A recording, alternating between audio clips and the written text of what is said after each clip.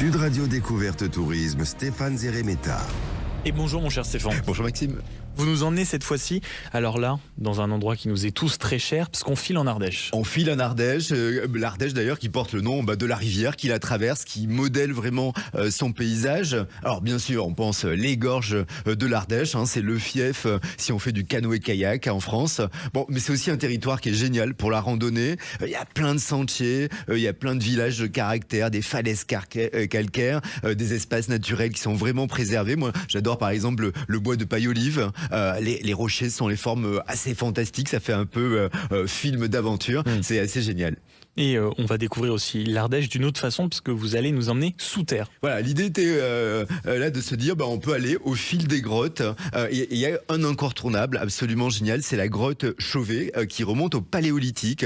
Alors c'est la grotte ornée la plus ancienne connue au monde. Alors on va pas dans l'original parce qu'elle est pour des raisons de préservation à part. On va dans sa réplique, donc la grotte Chauvet 2 qui est située sur les hauteurs de Vallon-Pont d'Arc. D'ailleurs là, Vallon-Pont d'Arc, ils ont réaménagé complètement l'espace, c'est vraiment super, on se gare plus n'importe comment, on est vraiment, c'est vraiment un très très bel endroit. Et la réplique est vraiment quasiment à l'identique. Ah ouais, c'est assez impressionnant. En fait, l'espace a été reproduit exactement à la même échelle. Donc, on a les peintures rupestres aussi qui ont été recréées à la main avec les mêmes pigments de charbon, de bois, les mêmes qu'utilisaient nos ancêtres.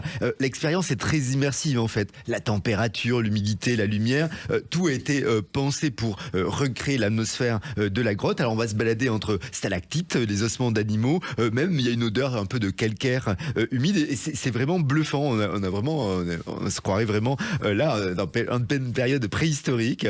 On va pouvoir compléter cette visite par la galerie de l'Aurignacien. Ça explique le quotidien des premiers Homo sapiens qui étaient installés dans la région. C'est vraiment très intéressant. Et vous nous proposez même de continuer nos pérégrinations souterraines à l'Avant-d'Orniac. Ouais, alors là on va aller dans le sud de l'Ardèche et c'est vrai que c'est une grotte spectaculaire. L'Avant-d'Orniac est classée grand site de France. Elle s'est formée grâce à l'érosion de l'eau dans le massif du bois de la Ronce. Et ce qui la distingue un tout petit peu des autres grottes, c'est que l'entrée est verticale. Elle date de 1935, pas la grotte, c'est la découverte, et c'est depuis 1939, donc ça a été assez rapide qu'on peut faire la visite. Donc c'est des salles immenses, parfois il y a 30 mètres de hauteur. La stalagmite la plus célèbre, elle est surnommée la pomme de pin, c'est 11 mètres. 11 mètres, c'est quand même monumental. À côté, on est tout on se sent très petit. Oui, vraiment. Et c'est que la visite permet aussi de comprendre un peu comment l'eau sculpte la roche pendant des millénaires. Ça crée des formes, ça crée des couleurs étonnantes, du pourpre, de l'autre, du blanc. À côté des grottes, il y a aussi la cité de la préhistoire. Là, c'est vraiment un musée très interactif.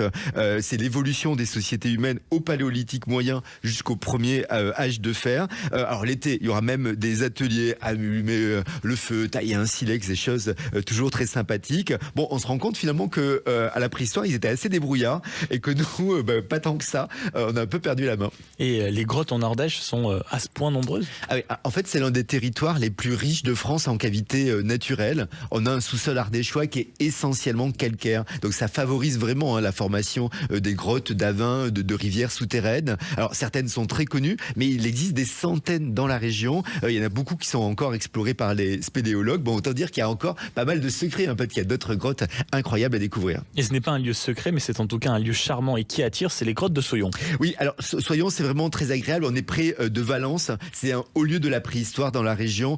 Les grottes préhistoriques de Soyon sont... alors, il y a un sentier botanique pour y aller. On va visiter 2 cavités. La grotte de Néron et le trou du Renard. Alors, à l'intérieur, là aussi, stalagmites, stalactites, des traces d'occupation très anciennes. Le musée archéologique est vraiment très très bien puisqu'on va retrouver des objets du Paléolithique, du Néolithique, mais aussi des périodes gallo-romaines. On va voir les outils utilisés par Néandertal, Cro-Magnon, des squelettes partiels d'un mammouth. En tout cas, voilà, l'Ardèche, c'est génial. On va faire du kayak. C'est bientôt, c'est à nouveau la saison, mais c'est aussi l'occasion d'aller voyager dans le temps, parfois des dizaines de milliers d'années en arrière. Merci beaucoup, mon cher Stéphane. Merci.